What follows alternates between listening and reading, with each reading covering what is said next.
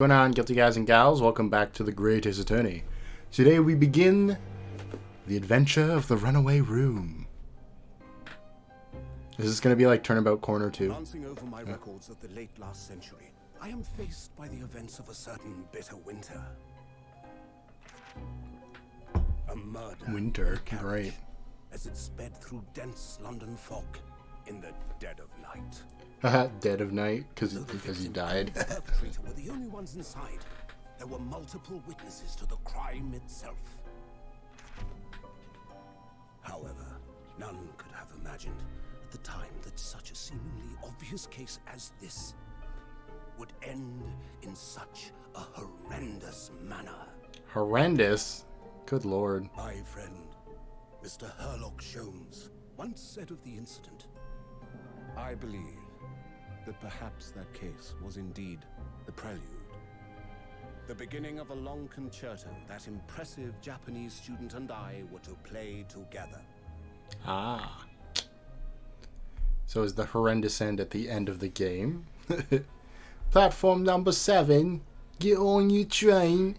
Look at that tiny girl. Not Sasada, the other one. Is this really just a railway station? Railway station or not, I've never seen such an enormous building before. Wow, look at Rinsuke. He's all dressed up. Look at all the steam locomotives. This country is incredible.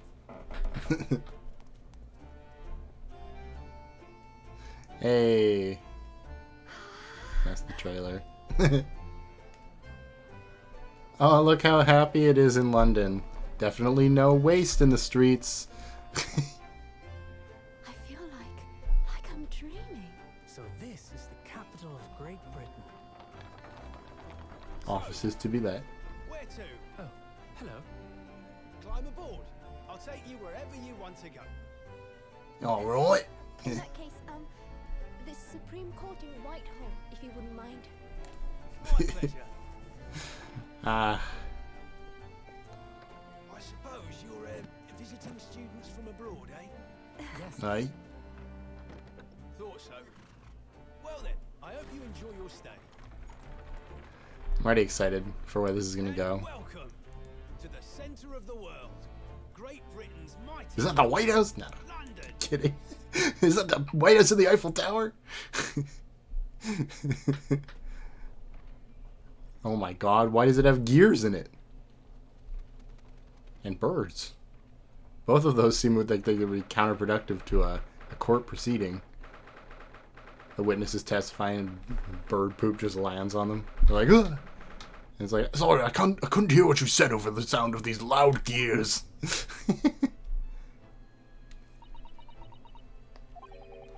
What an incredible place. It's so imposing. It's almost suffocating. Where are the benches anyway? They're behind those knights? This place is breathtaking. It looks like a fortress. There are some stone buildings like this in Japan now, of course, but they've only been built in the few short decades since we opened our borders to the outside world.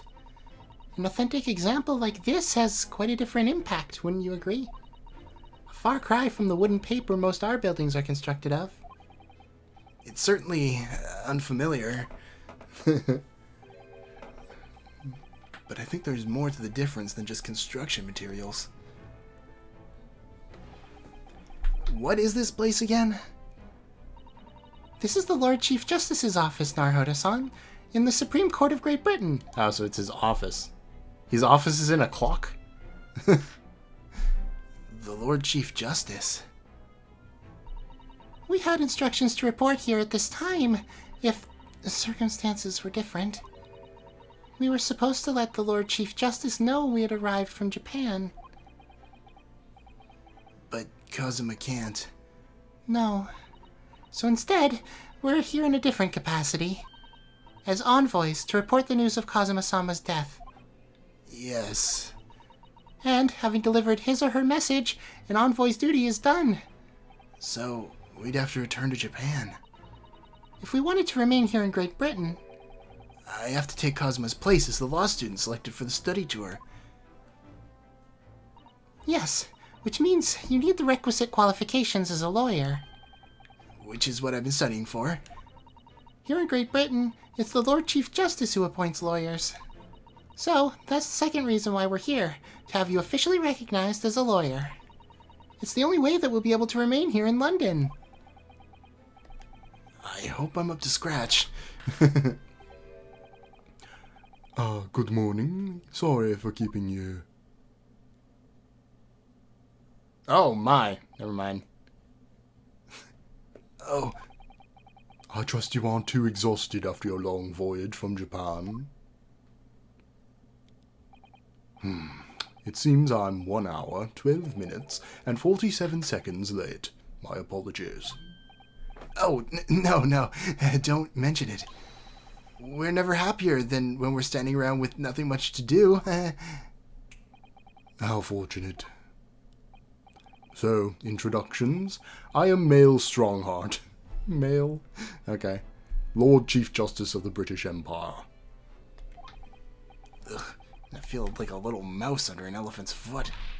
Come on, Mr. Naruhodo, don't be a mouse!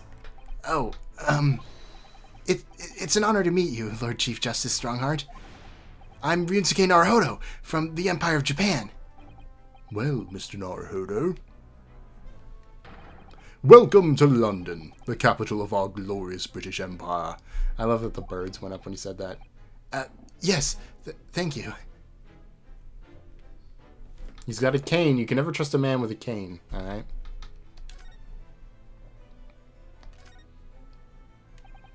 So, what are your impressions of our capital so far? How do you like London? Oh, well, help. I've been so nervous ever since I got here, I can't remember a single thing about the city. It's simply splendid, isn't it, Mr. Naruhodo? Oh? We had a wonderful view of some of London's streets from the carriage on the way here from the station, and I didn't see a single piece of waste in the friggin' streets. Anyway, everything is so impressive and grand. I must say I'm almost lost for words. I'm glad to hear you like it. The city boasts tramways, piped water and gas, even cables supplying electricity.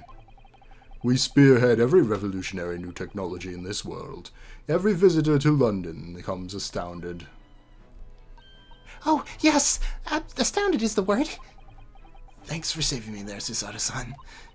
And everyone seems so jolly and full of vigor. Yes. There's much excitement about the upcoming Great Exhibition we'll be hosting here in London. Great Exhibition? Smacks him across the face. Yes. Cultural and technological achievements from around the globe are to be exhibited here in our great city. It will be the greatest spectacle of its kind in history, and will make the Paris's World Fair look like a toy shop. Oh, I see. Gosh, I can hardly imagine how magnificent it's going to be. Great Britain's capital city is nothing but magnificent. London is the center of the modern world. Even if you do say so yourself. The sun will never set on our great empire. Ah, that classic phrase. Perhaps it is fate that in these progressive times we welcome visitors from the land of the rising sun. Hey, you know, we both have sun-themed country mottos, you know? Okay, well, you didn't hear any of that. Lord Chief Justice, I think you were expecting a student of law for the study tour, weren't you? Absolutely. Mr. Kazuma Asogi, if my memory serves. Actually, how would a British person who's never read Japanese pronounce that? Kazama Asagi? Yeah, Kazuma Asagi. That's right. The British government has already been telegraphed a full report on the situation. I understand the young man lost his life aboard the steamship bound for our shores. That's amazing. The news reached him before we even arrived. My country naturally extends its deepest condolences to yours. Oh, thank you. And you honored this appointment specifically to inform me of the news? Yes. We're here in the capacity of envoys from Japan to report the sad news in person. They tell me you Japanese are a people of protocol and courtesy. I see that it is true. And it is with some regret that I must inform you that the death of the young lawyer means this study tour arrangement can no longer proceed. If you just hear us out, Lord Strongheart. What do you have to say, madame? It's about the study tour. Mr. Naruhodo here would like to make a proposal. Would he now? Well, Mr. Naruhodo? Or how would he pronounce? Well, I guess she said it out loud, so he can figure that. This is it then.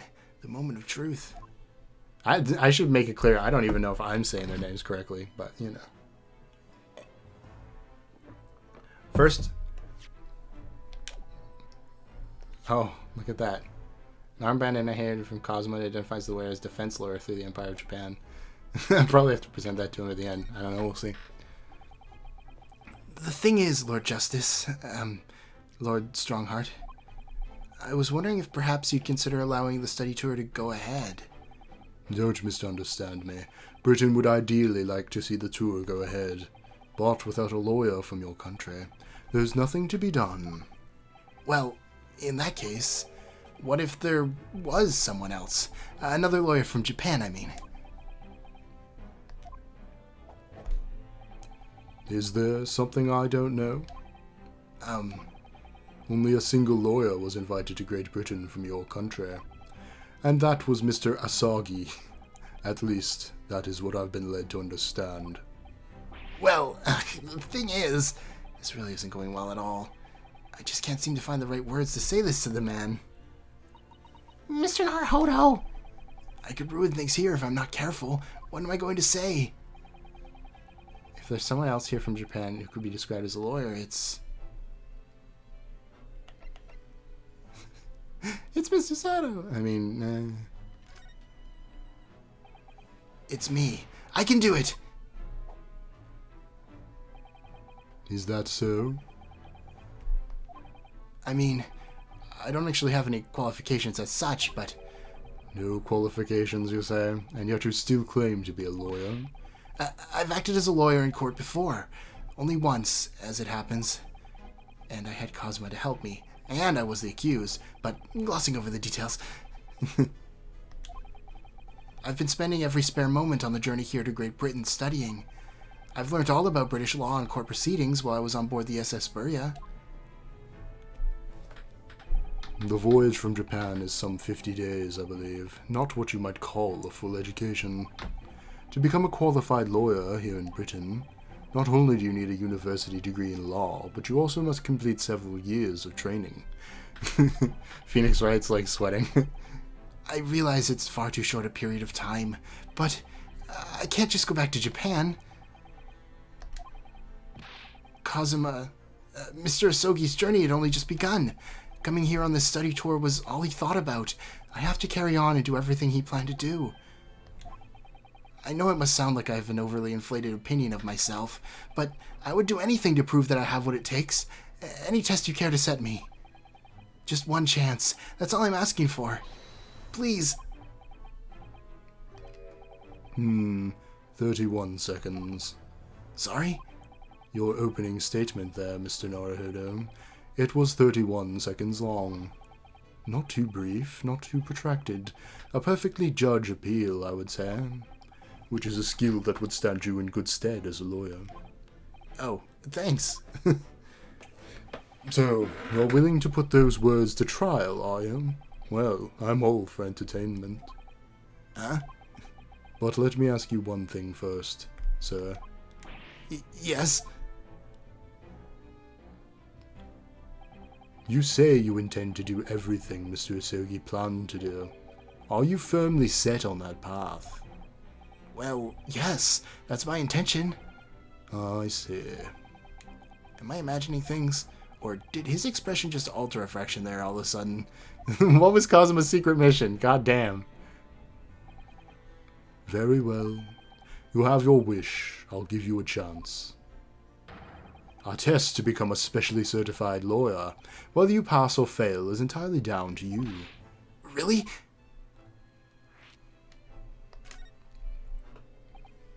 So, in what form will the test take exactly? Tell me, Mr. Naruhodo, what do you consider the role of a lawyer to be? Well, defending people, of course. Well said. So, let's have you defend someone. Huh? Your timing is perfect, in fact. There's an apt trial about to begin later today. No advocate has been appointed for the defense as of yet, so this will be welcome news. Today? Straight away? If you manage to secure a verdict of not guilty, you'll have passed my test. What could be simpler? Oh, how do I get myself into these situations? Well, could I ask, what sort of trial is it, Lord Strongheart? Yes, good question. I remember. It's a murder trial. A murder? An extremely simple case, I understand. You really cannot lose. That's easy to say. But I should mention, just in case, if the defendant is found guilty, he will of course be sentenced to capital punishment. Capital punishment? He'll be put to death? Here in Great Britain, murderers are sent to the gallows without exception. Presumably, you read that much in your short sea-based introduction to British law? We can't possibly agree to such a test. We'd be toying with a man's life. I am the Lord Chief Justice, and I've decided it's acceptable. But you can't do that, can you? There's no need to overcomplicate this. All you have to do is ensure that you do not lose. So, the defendant may live or die, depending on how well I perform in court? If I lose, he'll be hanged. Mr. Naruhodo, you've come to me claiming to be a lawyer. If you want me to take you seriously, you'll need to prove you're willing to do a lawyer's job. And you say you intend to see through the will of your compatriot, Mr. Asogi? I would like to understand just how far you're willing to go in order to make that happen. He's testing my resolve. Hey, that's the second game, get it? What's the matter? You've fallen silent. I'm sorry, but time is pressing. The trial begins shortly. I need an answer from you now. What is it to be? What do I say? Do I agree to this absurd test? Well, I gotta do it. Alright then. If I have to give you a decision now, my answer is... I can't do it. I can't get the words out. 15 seconds. Your decision-making needs work if you want to be a lawyer. That was too slow. So, it's as I suspected, is it? Sorry? You have noble intentions, but lack the resolve to see them through. The test is cancelled. Thank you for stopping by. Go and acquire your ticket for passage back to the east tomorrow. Our conversation is over. Yes, Lord Strongheart. Thank you for offering me a chance. Mr. Naruhodo. I'm sorry, Miss Sasato, but what could I do? It's alright. I understand. You do? It's not an easy decision to choose whether to defend a man in these circumstances. But resolve has absolutely nothing to do with it. What are you trying to say, madame? I think what Miss Sasato means is that no matter how badly I'd like to be recognized as a lawyer and stay here in Great Britain, to risk another man's life by treating his one and only chance at a trial so trivially, it would be utterly unforgivable, and I feel the exact same way. I'm sure the defendant won't see this trial as a test, as some kind of experiment.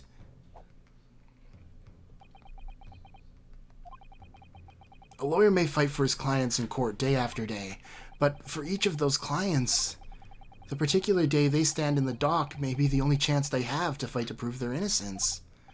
No, I was wrong. I'm not qualified to do that job yet. I'm sorry for wasting your precious time, Lord Chief Justice.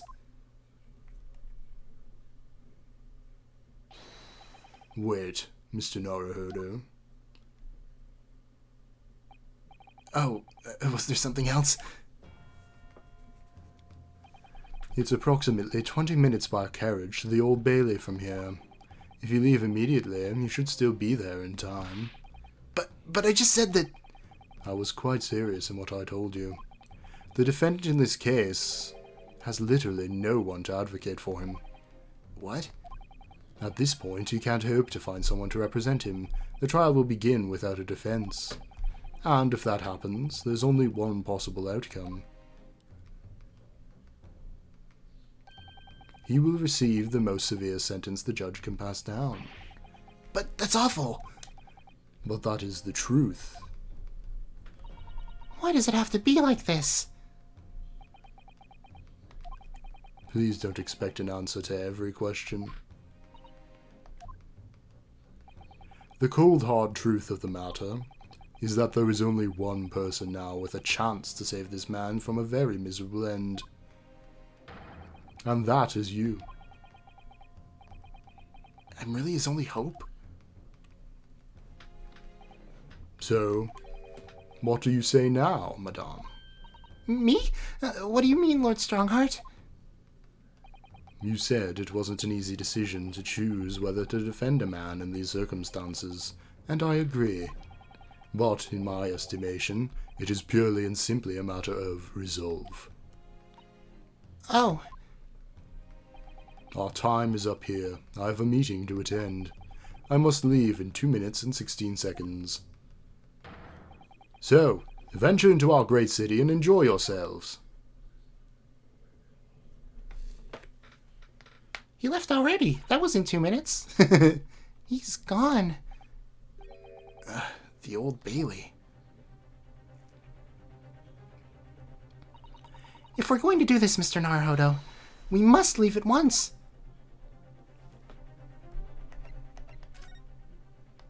Miss Sato, can I just ask you something? Careful. From this position, I can perform a Susato takedown in an instant. I know. Mr. Naruhodo, you heard Lord Strongheart. The trial starts immediately, or imminently. If I need to throw you, I will. You know, you could just say, I think we should hurry to the courtroom. If you need to ask me anything, it had better wait until we're at the Old Bailey. Alright. Let's go to the Old Bailey courtroom, I'm assuming. Hey, look, it's a pair of bobbies. Aye.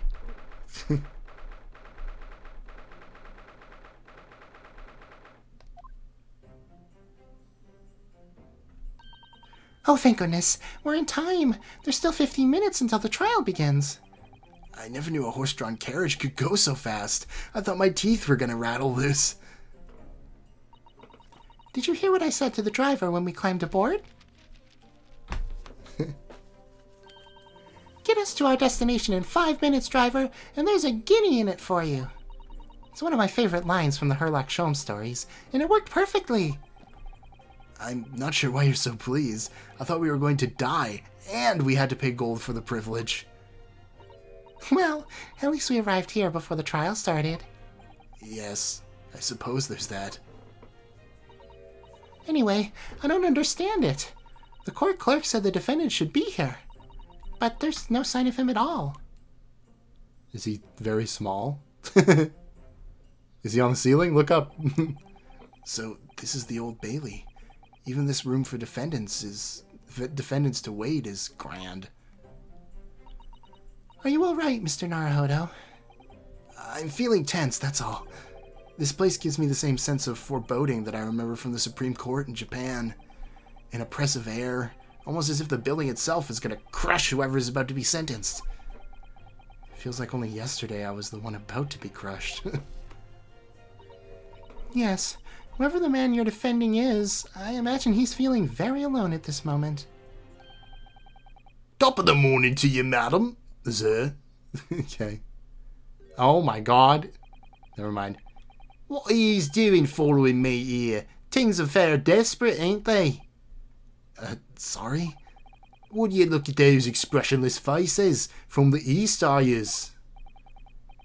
We're from Japan, yes. Ah, Japan, is it? Right, say no more. So, how much do yous need? No, we're just here because... No need to explain, fella. I've been there myself, I have. No place to go, nothing to eat, barely a penny to your name, and all within a strange faraway land.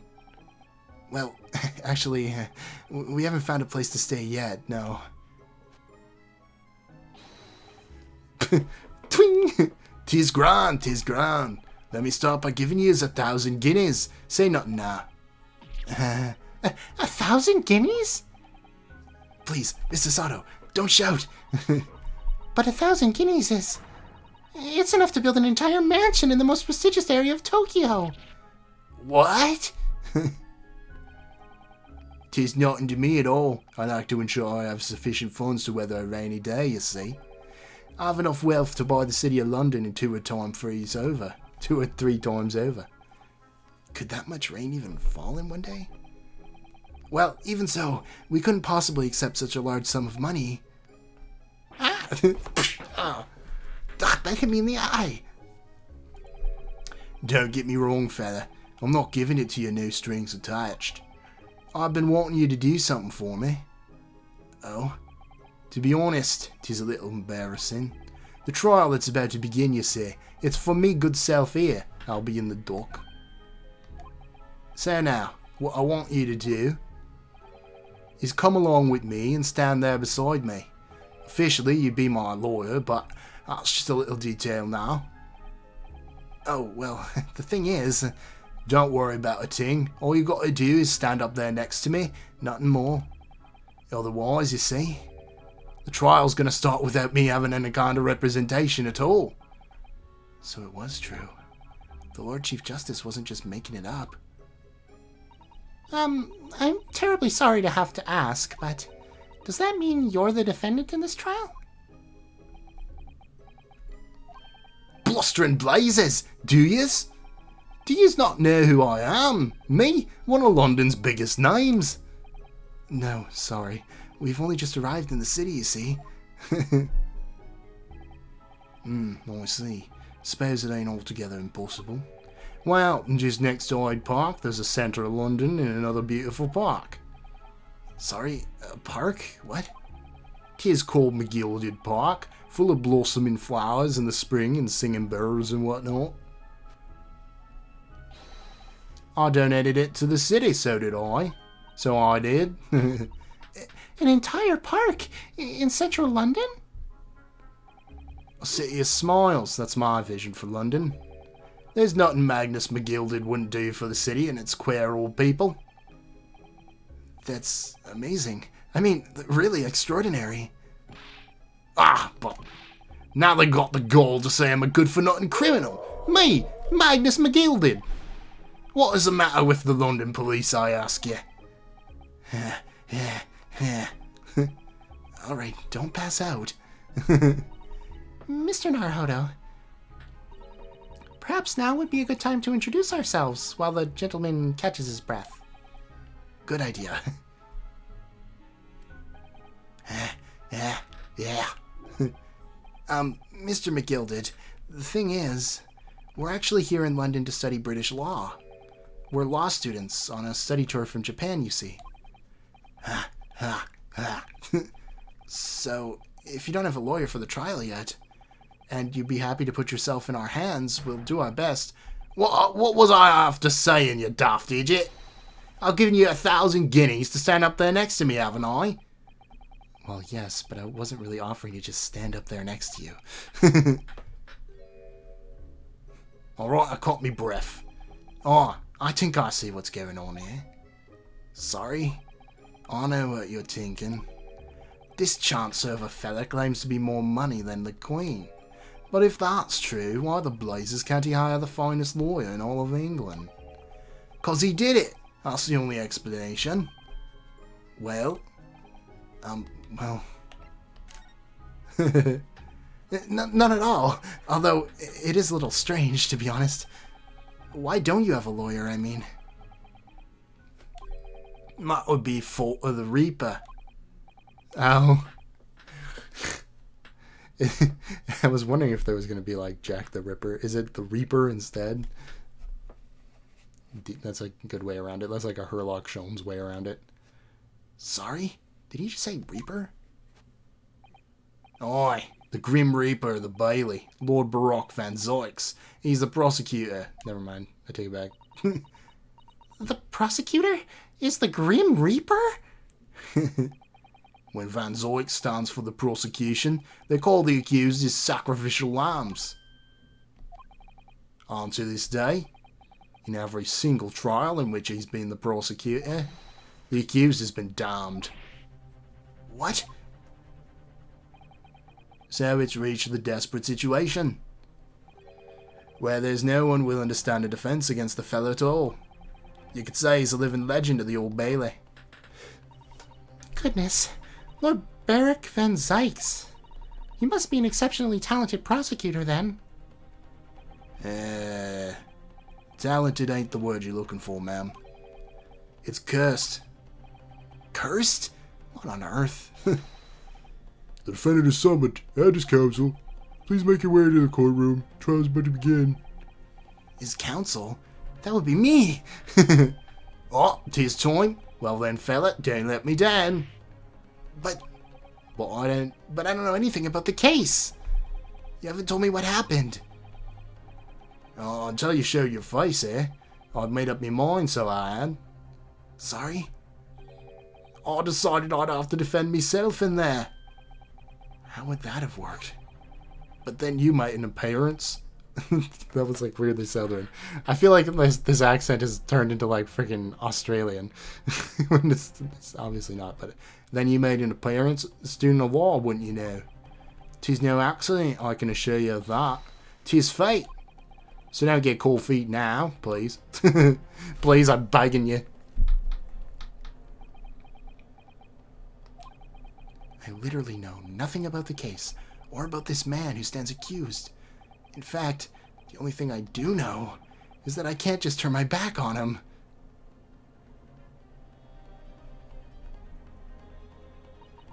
Mr. Naruhodo. The man has no one. He'll have to stand alone in that courtroom, armed with nothing to defend himself. Yes, something that Cosmo would have never allowed to happen.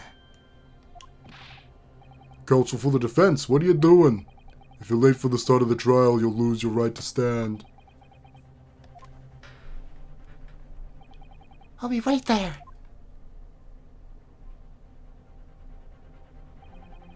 It's happening then. My first trial in a British court. I hope you're watching over me, Cosima, because I have no idea how I'm going to manage this.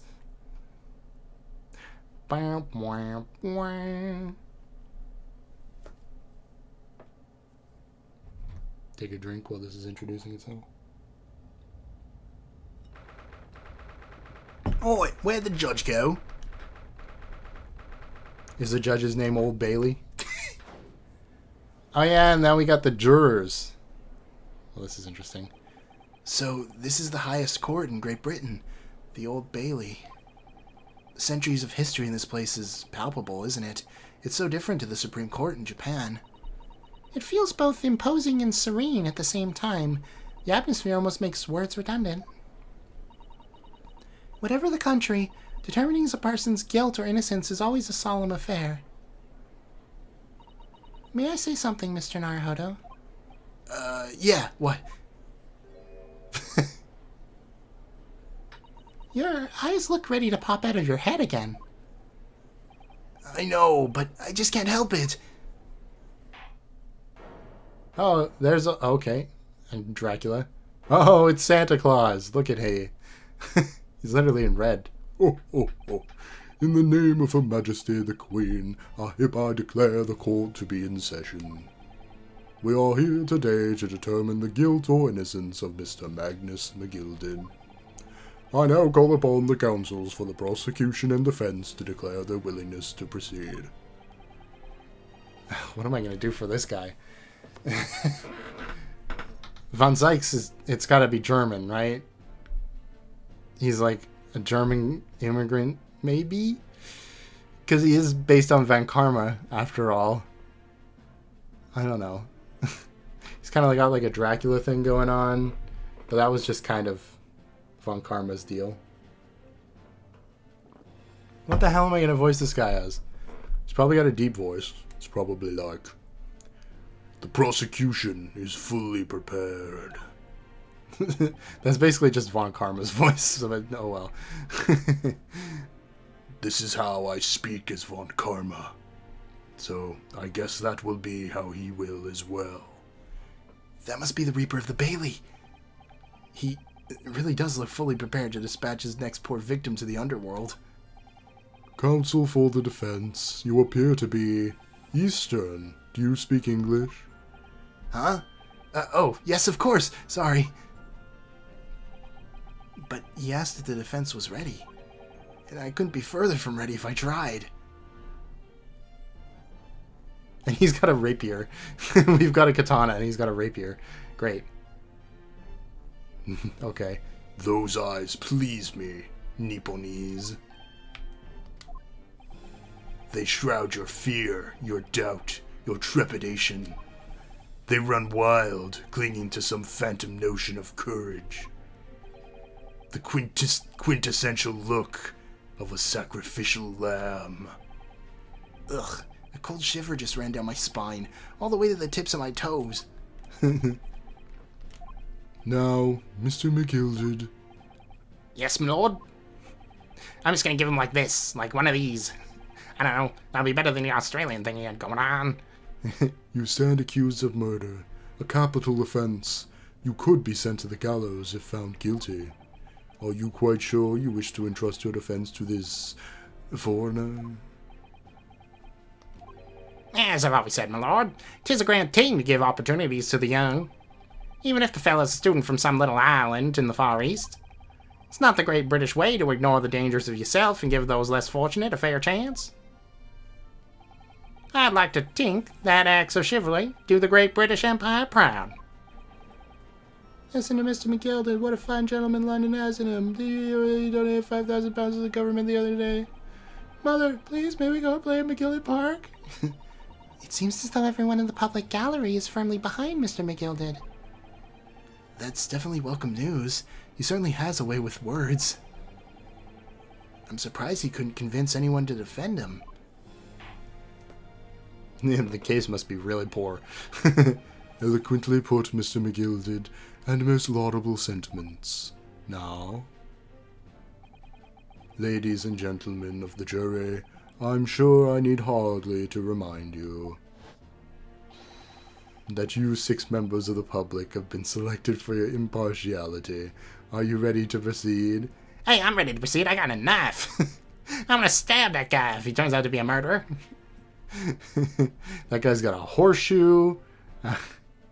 The librarian, the maid, some guy with the top hat, and then an old granny doing knitting on the freaking jury stand.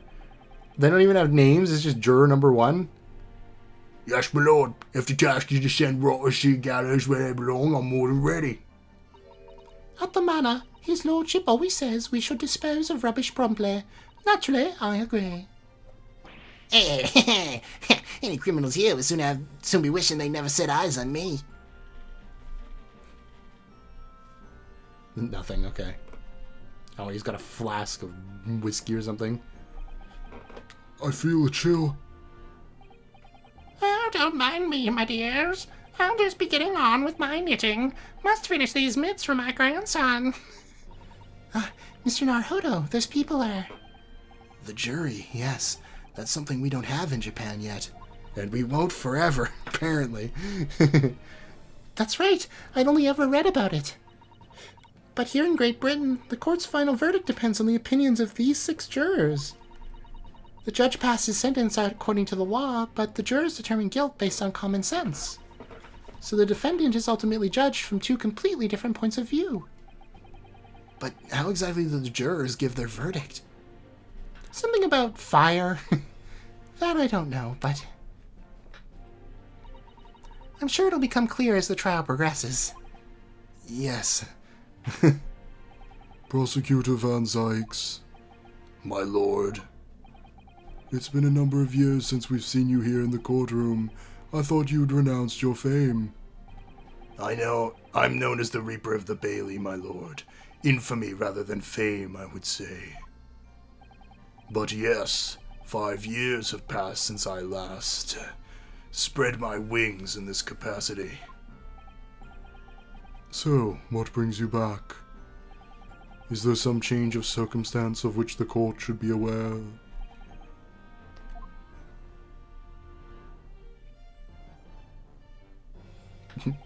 I leave that to your imagination, my lord. So the Reaper's been out of action for 5 years? Why did he have to choose today for all days to make a comeback? Don't lose heart, Mr. Naruhodo. As you wish, sir. The court nevertheless welcomes your return. Now then, opening statements, I think. A summary of the case, if you'd please. Thank goodness that's his job and not mine. Certainly, my lord.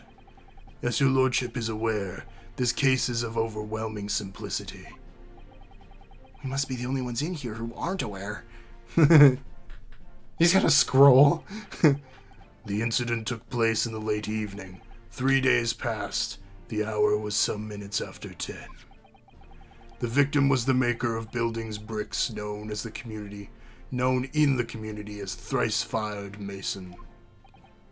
Sorry? Thrice? He was a very accomplished craftsman. The bricks he fired were said to be almost indestructible. Oh no, he got stabbed. The victim's corpse was discovered in an omnibus in service on the streets of London at the time. The dagger that had been thrust into the victim's abdomen is believed to be the ultimate cause of death. Here is the autopsy report from the investigating medical officer at Scotland Yard. Thank you, counsel. I shall accept that and the photograph as evidence. Alright, well, Scotland Yard gives the cause of death as internal hemorrhaging as a result of a single stab wound to the admin. And the photograph, partly obscured from view via an old crooked hat. And one further item of evidence. The prosecution wishes to submit these as well. And these are... Good lord! Is that blood, counsel? Yes, my lord. Seized by a policeman who arrived at the scene. These gore-soaked gloves were taken from the hands of the accused when he was arrested. What? Mr. McGildy's gloves had blood on them? I had a little bit of a nosebleed, alright? Yes, I will accept these as evidence as well. How did I get into this? I'm backed into a corner before I even started. Continuing. According to the driver of the omnibus, there were only 2 passengers traveling inside his vehicle at the time. Only 2? Obviously, one of those passengers was the deceased brickmaker, Mr. Mason. The other was the accused, Magnus McGilded.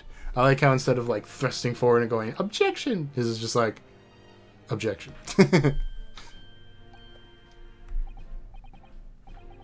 Well, rather damning circumstances to say the least. Defendant, what say you? Well, of course, I have no recollection of such a thing. Mr. McGill did. To be sure, I rode the omnibus that evening. But whenever I'm in a carriage, I'm taken with a fierce tiredness and always succumb to it. Are you claiming to have been asleep? 'Tis the motion of the carriage, my lord.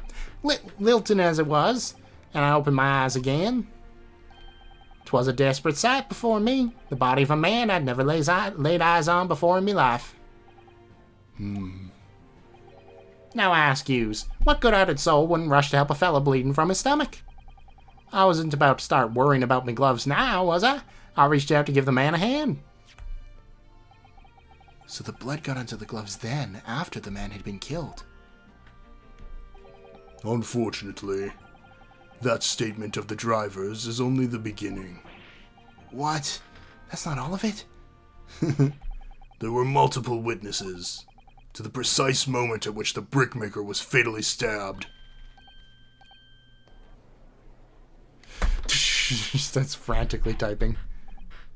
Order! Order! Order! When the killing took place, only the victim and the accused were inside the carriage, and there were witnesses to the crime.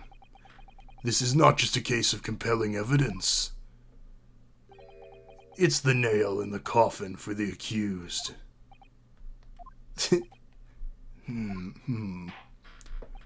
Thank you, counsel. The circumstances of the crime have been made quite clear. I think we will hear testimony from these witnesses first of all. Your wish is my command. Bailiff, bring the witnesses in at once. Oh god, there's so many people in the courtroom right now. Cold man, chin man, man that looks like, I don't know, Ron Weasley. But I guess not ginger, you know. Witnesses, your names and occupations. My name is Beppo.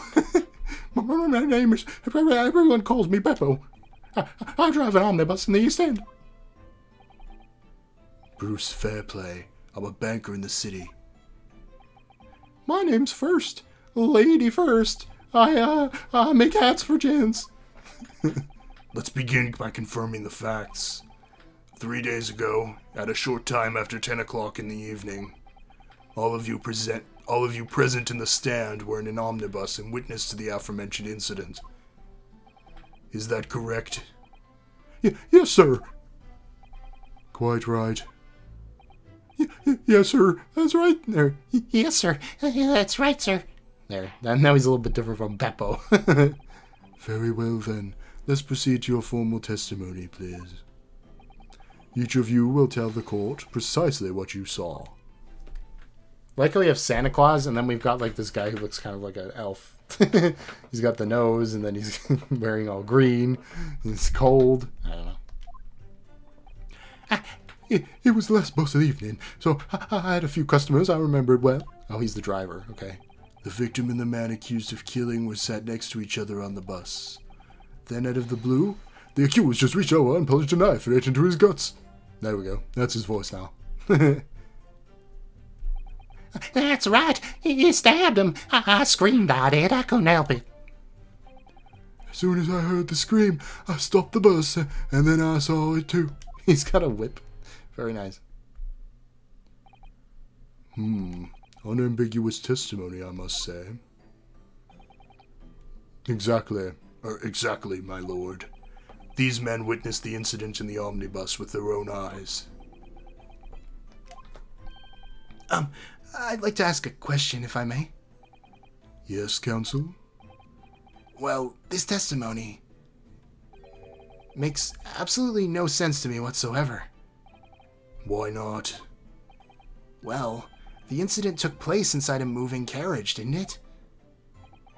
As has been clearly stated from the outset, yes.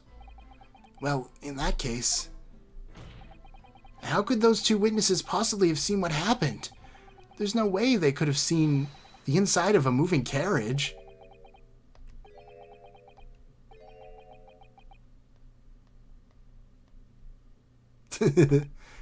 How quaint. I've read that civilization in the Eastern Island nations was a good century behind our own. But you're here in London yourself. Are you really so ignorant about our omnibuses? Huh? Tell me, my Nipponese friend, have you ever traveled in an omnibus? Well, no. We, only arrived in London this morning. No matter. I've arranged for us all to see for ourselves. The actual scene of the crime, that is. What do you mean? The actual scene? How? A carriage is designed to be moved, after all. Presumably you'd understand that much. Yes. The omnibus in which this bloody crime took place is here today, in this very building. Here? What? The entire carriage? Bailiff. Bring forth the stricken omnibus. I don't know if I'm saying that right, because those don't exist anymore, I don't think. But maybe they do, and then we just don't have them. I don't know. So that's an omnibus. The omnibus. I can't believe they could bring something so enormous in here. Great Britain's courtrooms are amazing. As you can see, the omnibus is pulled by 2 horses and can carry up to 8 passengers. 4 passengers are seated inside the enclosed cabin, and another 4 on the rooftop deck above. Every Londoner knows that the best views of the city's architecture and sights are to be had from atop an omnibus. And I should point out to our foreign guests that there is a skylight in the roof, allowing a view of the interior from the seats above. Skylight? Oh. The penny drops at last, I see. These 2 gentlemen were occupying the rooftop seats on the omnibus when the murder took place. That is how they came to witness the grim incident. Through the skylight. Ugh, that makes perfect sense. Well, counsel, this is a first. In all my years behind the bench, I've never experienced the crime scene itself being brought into the courtroom. There are quite a number of important clues remaining inside the carriage, my lord. I would like to submit the omnibus itself as evidence. That is the prosecution's wish. Well, I'll be.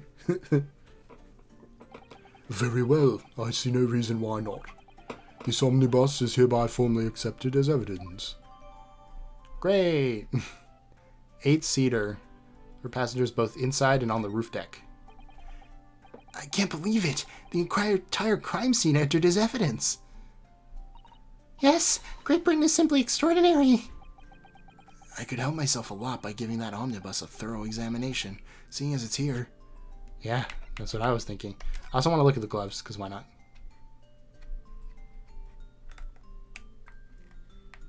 Okay, there's nothing really going on with them.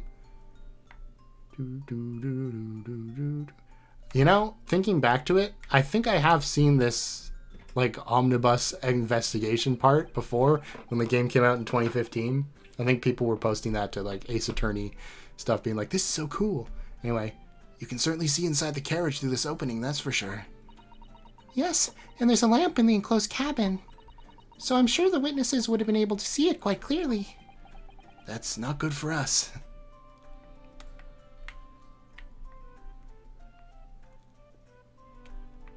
Is there nothing else? Phoenix Wright Omnibus? What? Yeah, nothing out of place there. Okay, well. Job Masters. Joe Masters, who's that? Well, let's open the door and go inside, shall we? Ugh, the scene of a murder. It's horrible. Says the man who slept for days in the scene of a murder. This seat looks reasonably soft, but it's actually rather hard when you sit on it. And only just wide enough for 2 gentlemen to sit side by side, really. Of course, an English gentlewoman would be dressed in such finery. It would be quite impossible for her to climb up to the roof deck, so she would have to be seated in here. A woman in a kimono would have the same problem. Women's clothes are very impractical, aren't they? Back in the days, oh yes. Ah, that's a poster for the great exhibition that's due to start 6 months from now. There's a lot of focus being drawn to the Crystal Tower, centerpiece of the whole exposition. Ooh, the Crystal Tower. It's under construction already, I believe. People all over London must be fizzing with excitement at the prospect of such a grand event. By the way, I wanted to check. Oh, I can't. I'm investigating something already. That's blood that's soaked into the seat. The victim's, obviously. Yes, and that seat would be clearly visible from the roof deck. Would you really stab somebody in full view of the other passengers like that? I wonder. Well, it was after dark. And there was a lamp on in here, so perhaps the culprit couldn't see anything outside through the skylight. Whichever way you look at it, it doesn't really seem like it was a planned attack. Is there anything else to look at? I guess we can look at the skylight from below. It's quite a large skylight, isn't it? It's quite large enough to afford a good view into the cabin from the roof deck. And there doesn't appear to be a handle or catch or any description. So I suppose it can't be opened from the inside, at least. Good to know, I suppose.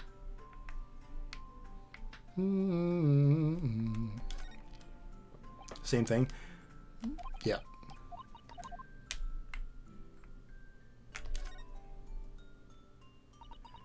Have you seen enough? Let's step back outside then. Womp. That's so cool. Can't believe it's called the Phoenix Wright Omnibus.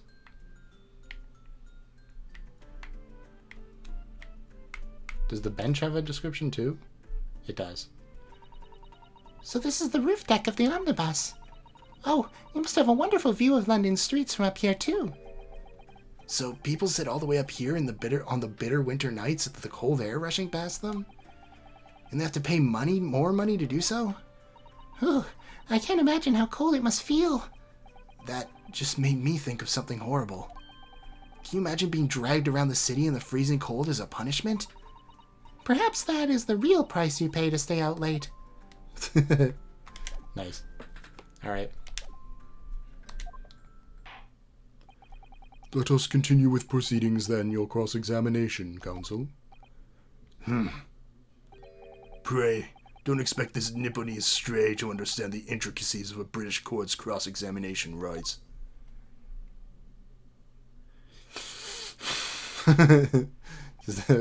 Okay. Alright, my first cross-examination in a British court.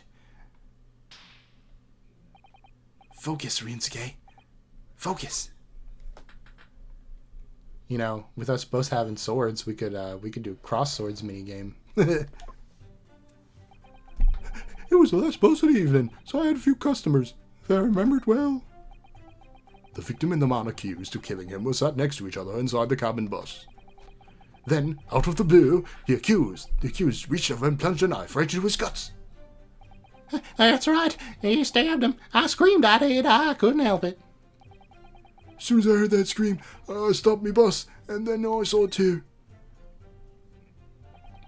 Alright, so when it happened, the only two people in the enclosed cabin area were the victim and the defendant. And, so help me, 3 whole people witnessed the man in trying to defend the deed. I don't like to be pessimistic, but we do seem to be in a rather difficult situation here. Oh, what am I supposed to think here?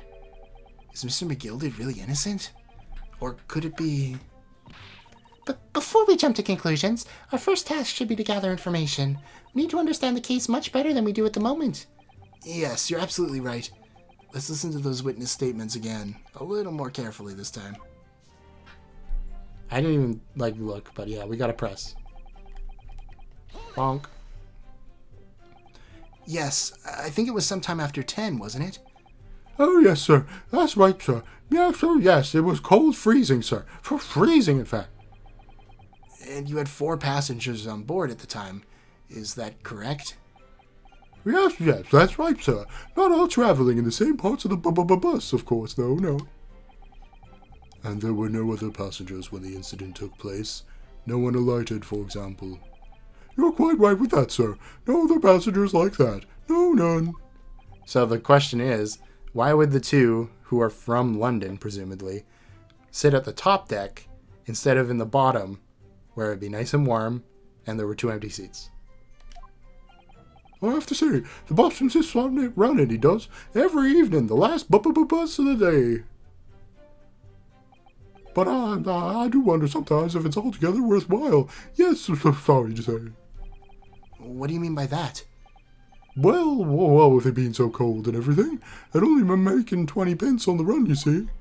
Yes, I spend that much at the pub on the way home, just trying to warm up again. The victim and the man accused of killing him were sat next to each other inside the bus.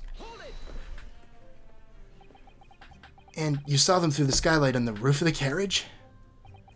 That's right. That's right. When you sit up on the top deck, the window's right there at your feet. Whomp. There was a lamp on inside, so I had a pretty good view. Wait, and they were sitting next to each other too? Okay. The two of them were wearing hats, and I couldn't exactly make out their faces. But there's not a shred of doubt in my mind that it was Mr. McGilded. How can you be so sure? Well, how can I put it politely? Mr. McGilded is a gentleman of rather small stature. I couldn't have mistaken him for anybody else. Let's not forget that when the vehicle came to a halt, the only people inside the enclosed cabin were the deceased Mr. Mason and Mr. McGilded. There is no room for doubt here.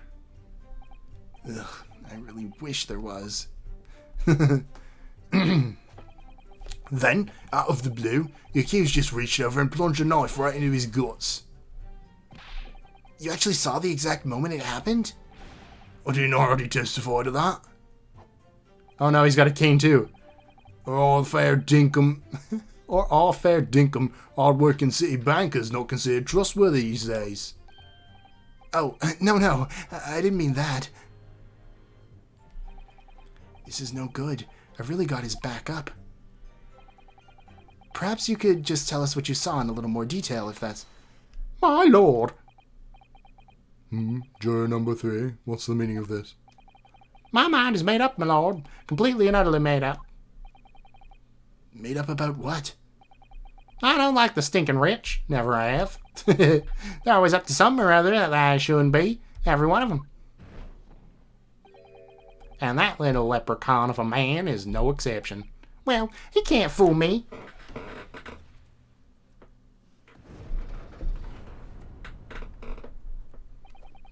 There's no point in wasting time listening to any more of this. That's my opinion on the matter, anyway. That is precisely what I was about to say. As the foreman of the jury, it's my duty to set a good example to my fellow jurors.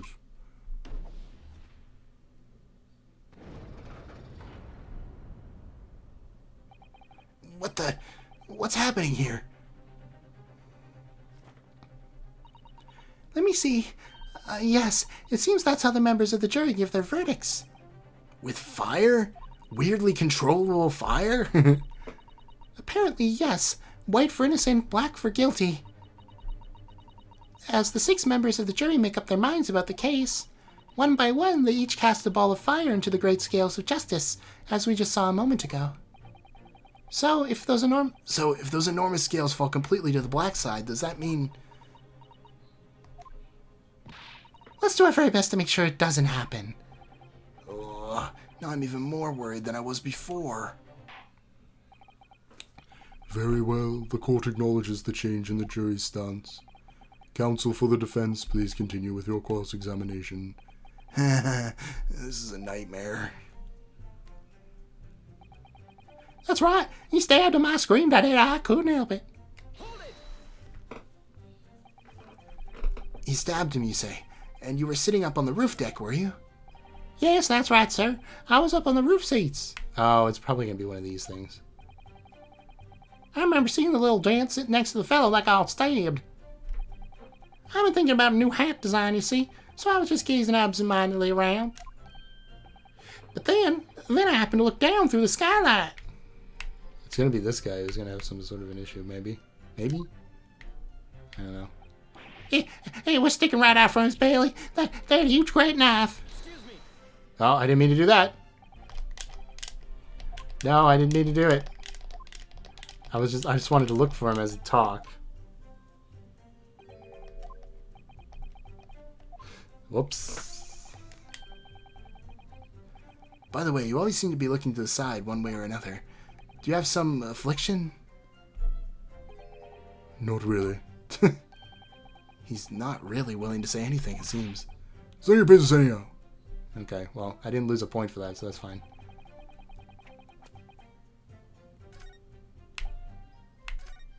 Okay, well, let's press this, and then we'll see where we're going. There's so much more going on in these than the regular ones, right?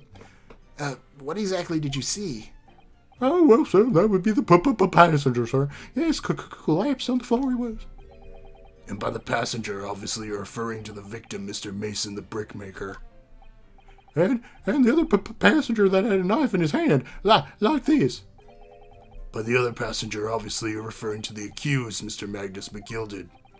And then he plunged it down like this, stabbing the other passenger in the belly. What? My lord, if you'll forgive the interruption. Ah, juror number 2, go on.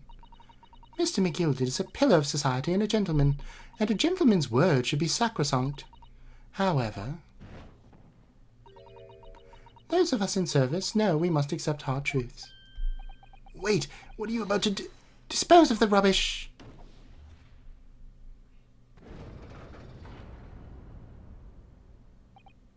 No. I don't wish to cause offence, but I do like to eradicate all traces of filth and crime.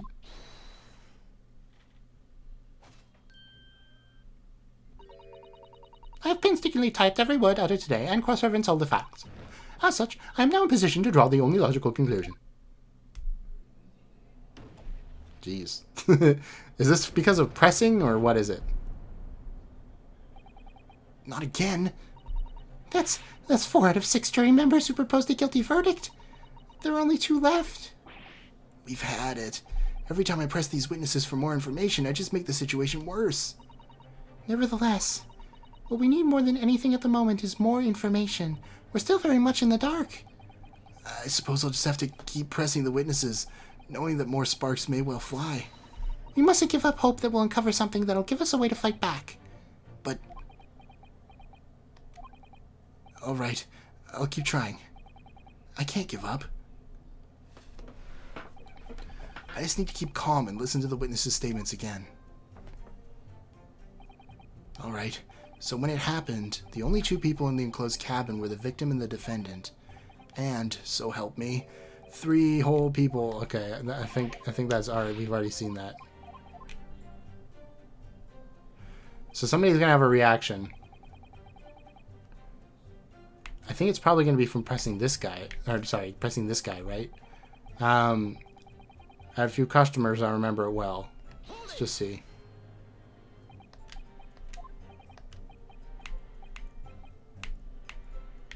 Nope, he's fine.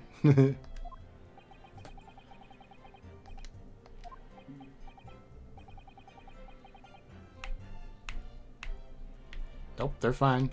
Do we know other passengers when the incident took place? They look fine. So then we fled the scene of the crime then. FC Boston sits on rainy days every evening. That's rest of the day. But I do wonder sometimes it's altogether worthwhile. Yes, so sorry to say.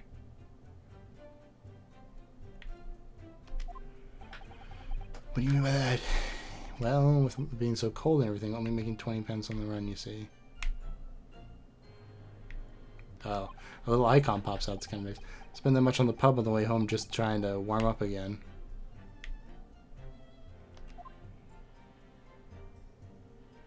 Okay, well that's the issue, but it didn't seem to raise anything in any of them. Do I just have to present...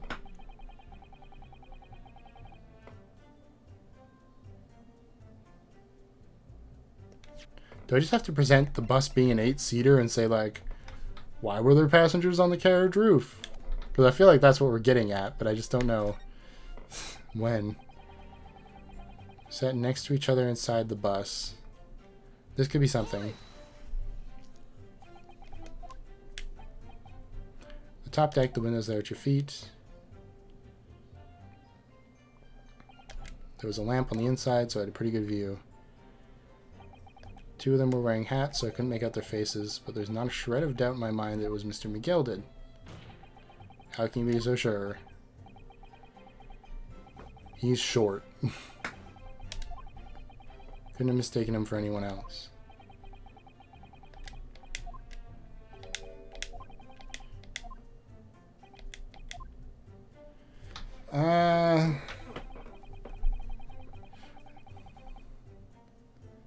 I gotta go through everything again. Because I wasn't looking for it, because I forgot it was a feature.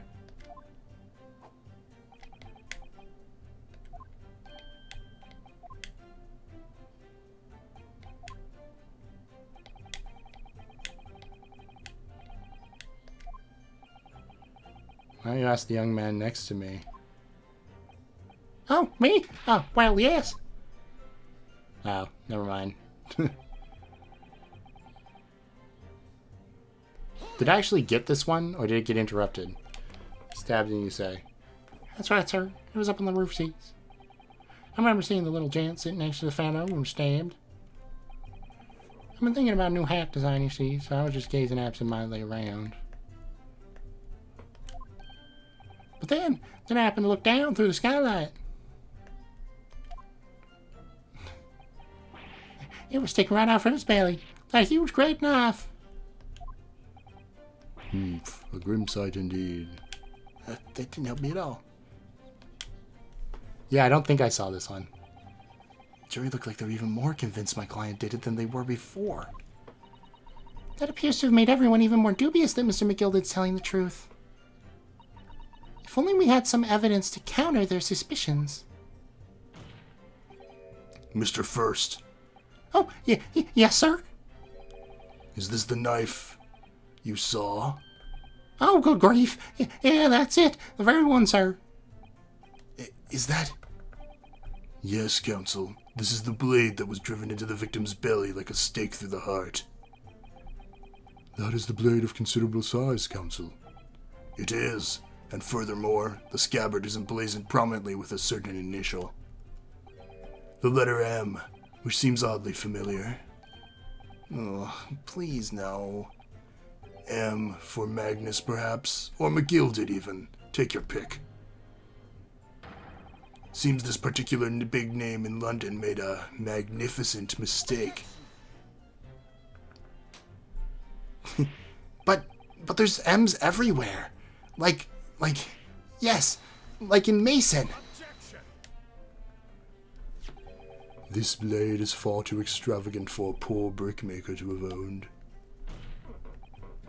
No, this weapon of murder almost certainly belongs to the accused. Ugh. Not conclusive, but certainly compelling, counsel. Okay, well, we got the murder weapon. Okay, that's something. My lord, I wish to speak. Yes, Chair number 5. Do I take it that you too? As the master of the London Guild of Coachmen, the idea of a murder being committed in one of the city's carriages is absolutely abhorrent to me. It wouldn't be right to make a decision before hearing all the facts, though, I say to myself.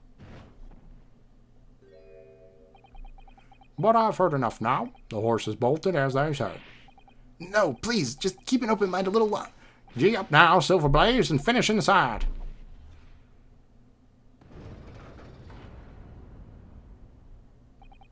Beppo's a long-standing member of the guild, and I trust what the man says. Oh, thank you, sir. You're too kind, sir.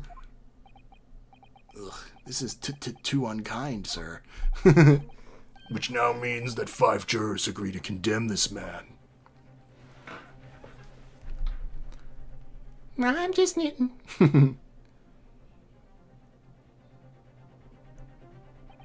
Madame Juror number 6. Yes, dear? What can I do for you? You have heard the testimonies of the witnesses in the stand. Oh, yes, I certainly have. Still got me hearing, you know. Then, pray tell, why are you yet to pronounce your learning? Well, dear, the thing is, I'm a creature of habit, me. I always go to the park at around this time of day and sit on a nice bench and get on with my knitting. Okay.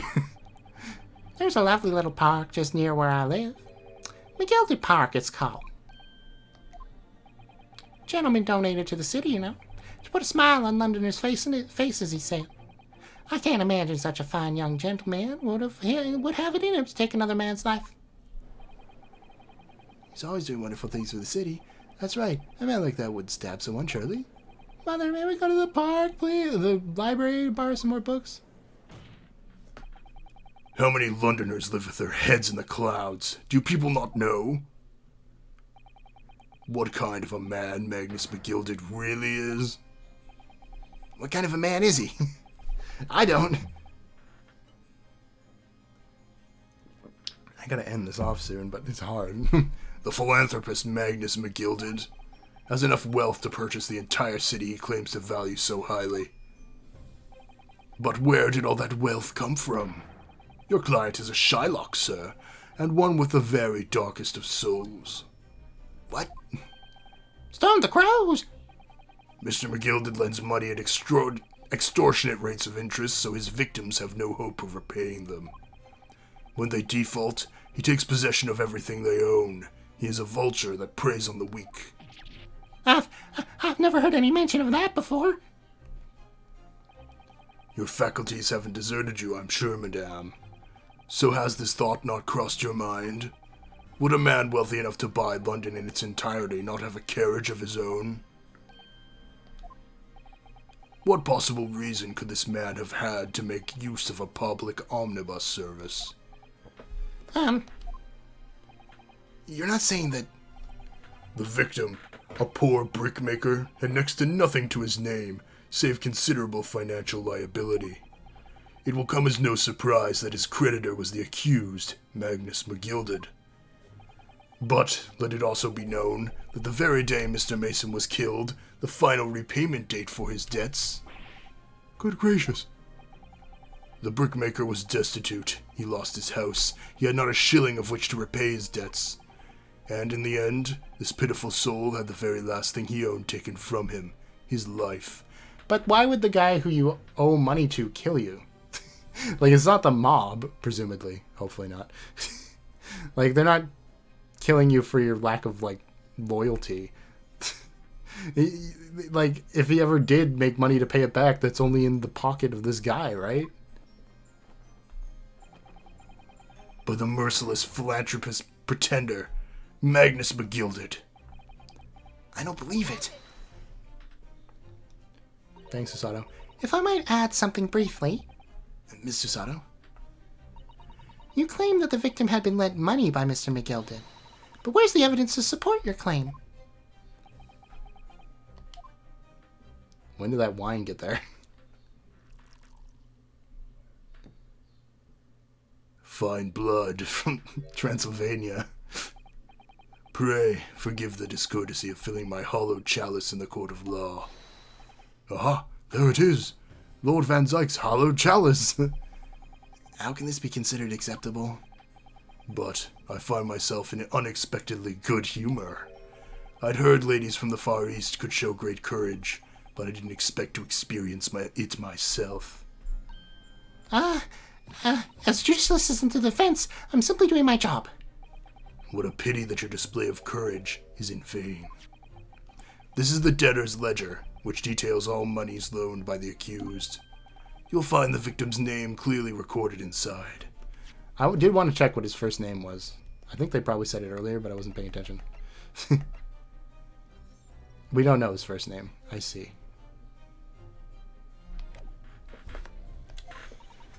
Oh! Allow me to present this ledger as evidence.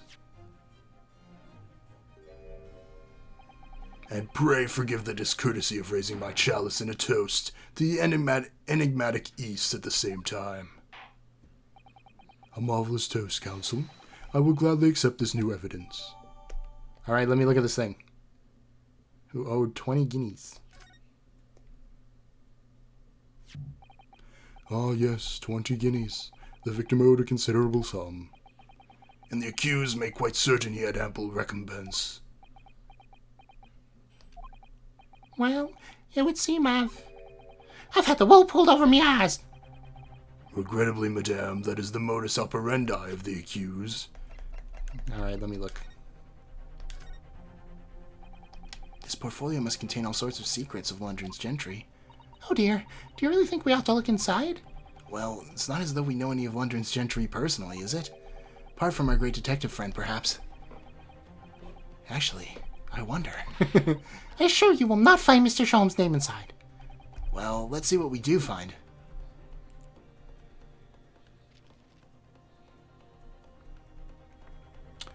This is very illegible. Gosh, it's crammed full of gentlemen's names, isn't it? Well, I suppose they're probably not all gentlemen at all, are they? After all, not everyone in this country is well off. Oh, goodness. What is it? Look at this. Do you see the name here? Bruce Fairplay? Should that mean something to me? It does sound strangely familiar, actually. Bruce Fairplay, the witness testifying at this very moment. Oh yes, of course, the banker. Why is his name in here? Ugh, he borrowed 20 guineas, did he? And look, the repayment date is fast approaching. It's possible this is just a coincidence, of course, but this could be very useful information.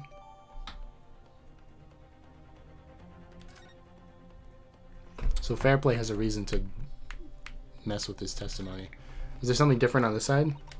No. Well, that's good news. I think I'm going to have to stop here. This game doesn't like to give me good places to stop, really. It just wants to keep going forever.